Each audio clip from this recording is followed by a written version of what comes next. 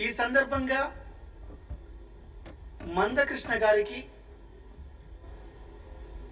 కొన్ని సూటి ప్రశ్నలు కాంగ్రెస్ వికలాంగుల విభాగం నుంచి ప్రశ్నించడం జరుగుతుంది.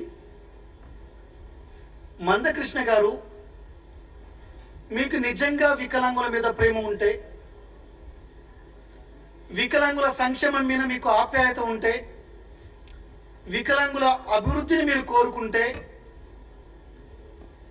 గత 10 సంవత్సరాల కాలంలో బీజేపీ కేంద్రంలో అధికారంలో ఉంది.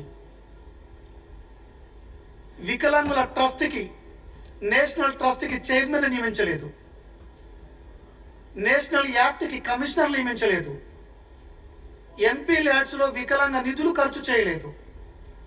9 జాతీయ సంస్థలుంటే వాటిని 4 జాతీయ సంస్థలుగా విలీనం చేశారు. కేంద్ర సర్వీస్ ఉద్యోగాలకి వికలాంగులు పనికిరారు అని చెప్పారు.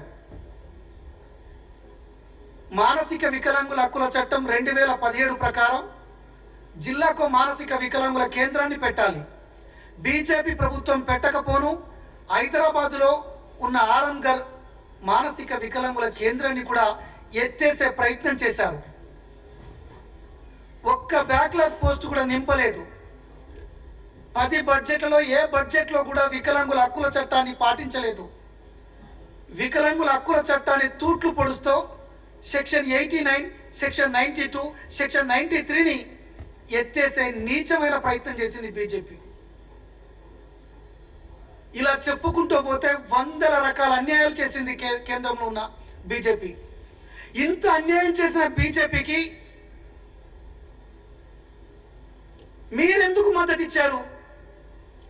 మీరు మద్దతు ఇచ్చేటప్పుడు వికలాంగుల సంక్షేమం మీకెందుకు గుర్తుకు రాలేదు?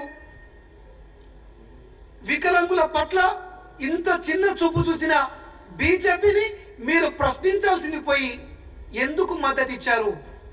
దీనికి సూటిగా మీరు సమాధానం చెప్పాలి.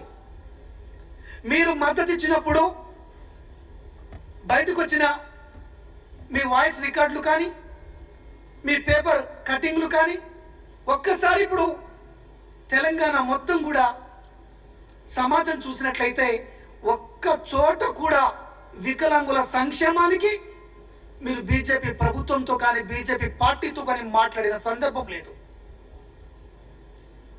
వికలాంగుల ఆత్మగౌరవాన్ని మీరు తాకట్టు పెట్టారు బీజేపీకి. వికలాంగుల సంక్షేమాన్ని తాకట్టు పెట్టారు బీజేపీకి. బీజేపీ వికలాంగుల సంక్షేమంపై గొడ్డలు పెడితే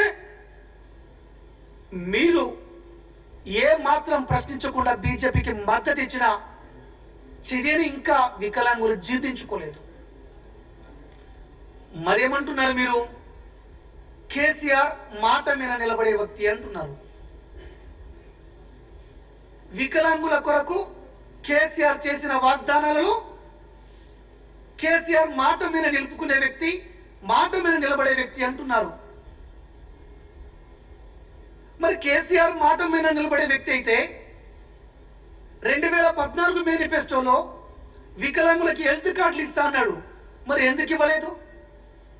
జిల్లాకు వికలాంగుల స్టడీ సర్కిల్ పెడతా అన్నాడు. మరి ఎందుకు పెట్టలేదు? 2 వికలాంగులు పెళ్లి చేసుకుంటే ఒకరికి ఉద్యోగం ఇస్తామన్నారు. మరి ఎందుకు ఇవ్వలేదు? కనీసం మ్యారేజ్ ఇన్సెంటివ్ కూడా ఇవ్వలేదు కదా. కనీసం మీరు ప్రశ్నించలే కదా. కనీసం మీరు నోరు మెదపలే కదా. మీరు ఉద్యమాలు చేయలే కదా. 57 సంవత్సరాలకే పెన్షన్ ఇస్తాన్న కేసీఆర్ ఆమెను పూర్తిగా తుంగలో తొక్కారు. ఆ రోజు మీరు ఎటుపోయారు? ఆ రోజు మీరు ఏ పక్షం వైపు నిలబడ్డారు?